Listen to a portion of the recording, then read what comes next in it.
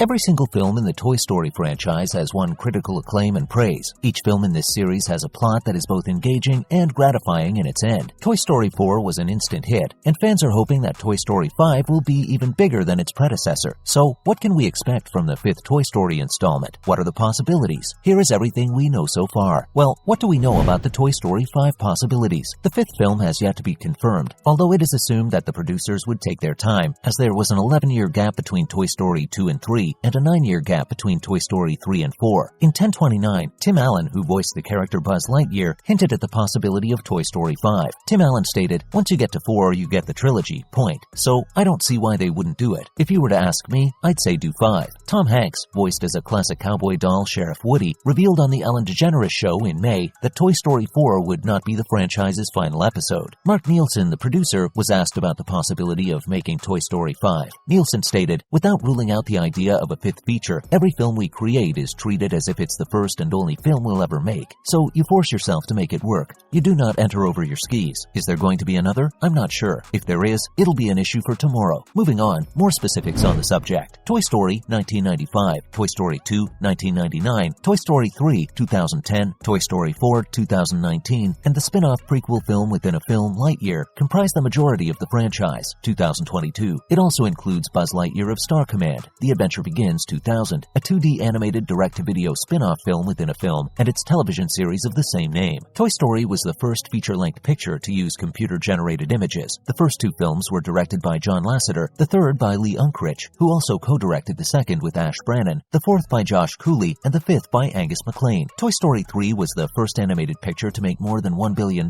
in ticket sales globally, and was the highest-grossing film of the year. Toy Story 4 grossed USD $922.9 million worldwide, bringing the franchise's total lifetime earnings to USD $2.893 billion. Toy Story 4 was shown in 3,610 theaters, with an average ticket price of $2,896 for a weekend total of USD $10.4 million. Following that, what can we anticipate from a Toy Story 5 sequel? Toy Story 5 is projected to be a happy film if it keeps loyal to the franchise. If the film is made, Tom Hanks and Tim Allen will most likely reprise their roles as Woody and Buzz Lightyear respectively. Pixar and Disney will almost certainly try to secure the other voice actors responsible for the franchise's other renowned characters. Josh Cooley, the director of the most current Toy Story film, received the Academy Award for Best Animated Feature in 2020. If Josh becomes available again, we can expect another remarkable conclusion again. So, when will Toy Story 5 be released? It's impossible to foresee, but the year 2022 is not an option. Pixar has already confirmed the two projects it will be working on during that year, Turning Red and Lightyear. The film studio has also announced that 3 untitled films will be released between 2023 and 2024. However, it is unlikely that any of these films will be Toy Story 5. Given that the first 2 films in the series were released in November and the next 2 were released in June, the film's release month might go either way. When it comes down to it, it appears that Toy Story 5 will be released in a few years. However, this does not mean our excitement will fade anytime soon. Buzz and Woody, we're looking forward to hopefully seeing each other again soon. Next up, Lightyear. Pixar film banned in UAE over same-sex kiss, reports say. The release of Pixar's Lightyear has been halted in the UAE following accusations that the film contains a same-sex kiss. The UAE's Media Regulatory Office, which is part of the Ministry of Youth and Culture, declared on Monday, 13th June, that Lightyear is not approved for public showing in all cinemas in the UAE due to its violation of the country's media content guidelines. The film was supposed to be released in the UAE on Thursday, 16th June. The office verifies that all films played in theaters around the country are subject to follow-up and appraisal before the date of public showing, the organization claimed. The tweet provided a screenshot of the film's poster, which had Buzz Lightyear's profile image and a red no symbol. Cinemas in the UAE, a federation of 7 Arabian Peninsula sheikdoms, have already begun promoting showtimes for the film. In the film, actor Chris Evans plays the inspiration for the Toy Story action figure Buzz Lightyear. It is said to have a character spoken by actress Uzo Aduba, who is in a relationship with another woman. However, such prosecutions are rarely reported, and LGBT+